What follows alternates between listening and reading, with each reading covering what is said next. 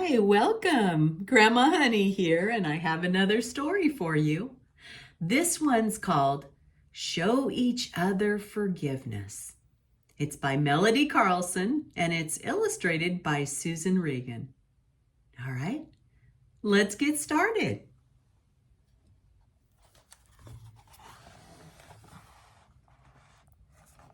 A very long time ago, I got all kind of freaked. I had this monstrous problem.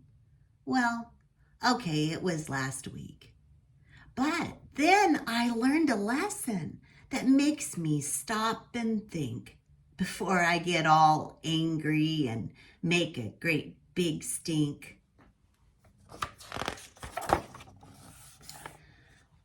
The way the whole thing started was my friend Oliver Small. While playing in my backyard, he misplaced my soccer ball. We searched the whole yard over, high and low and all around. But when our search was over, my ball was never found.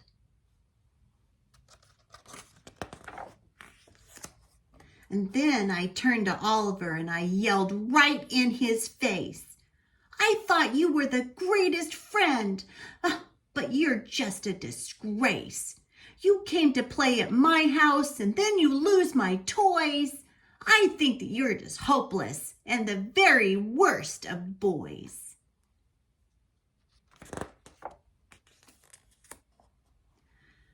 And then Oliver just walked away. His head was hanging down. He never said, "I'm sorry." He never made a sound. And even though I understood how I'd made my friend sad, well, right at that time I did not care, for I was madder than mad. I wished for a mean vulture to swoop down and snip his nose. I wished for a gorilla to come and chew upon his toes. For all I cared for Oliver, he could be a big balloon that floated up above the clouds and landed on the moon. While I sat on my front porch thinking these mean things, Amanda Watkins came along to show me her new rings. Now, I really like Amanda. For a girl, she's all right. But for some unknown reason, we both began to fight. I can't even remember all the crazy words we said, but I do think she called me a big silly numbskull head. And that's when I began to yell, "I wish you'd just get lost. Go hike up to the North Pole where your face will turn to frost."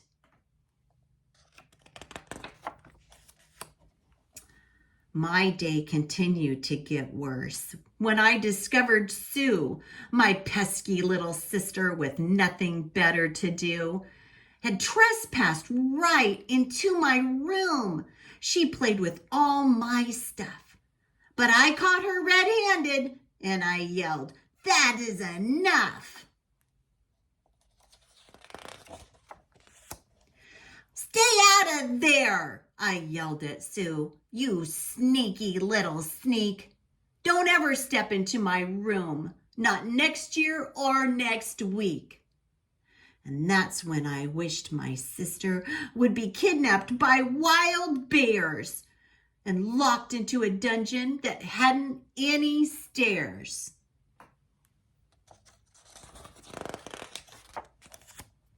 About that time, my mom stepped in, and she told me not to shout.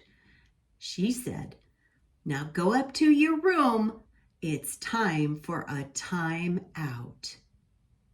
Well, I stomped loudly up the stairs and I slammed my door real tight. There I would stay forevermore. Well, at least until the night. Well, I'd stay in here and starve all night for all that anyone cared. They'd find me sick and shriveled up. Not that I'd be scared. And boy, would they be sorry when they found me here like this. I mean, that is, if anyone bothered to come for their bedtime kiss.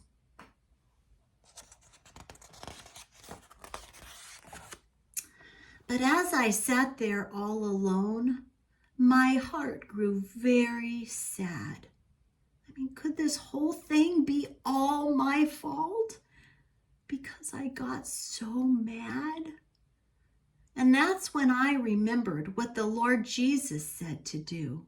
He said to forgive others just like I've forgiven you. I thought about my family and I thought about my friends, and I knew I must forgive them and that I must make amends. But first I prayed to Jesus and I told him I was wrong. And then my heart grew happy, and it didn't take that long. And after I forgave them all, I knew what I must say. I said, I'm sorry to each one for all I'd done that day. And now I understand just why my heart needs to forgive.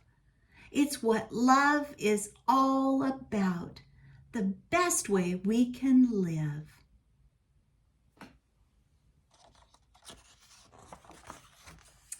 Luke 6:37 says, do not judge and you will not be judged.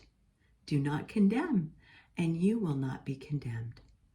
Forgive and you will be forgiven. The end. And that's our story for today. Show each other forgiveness. Bye-bye for now. Be blessed.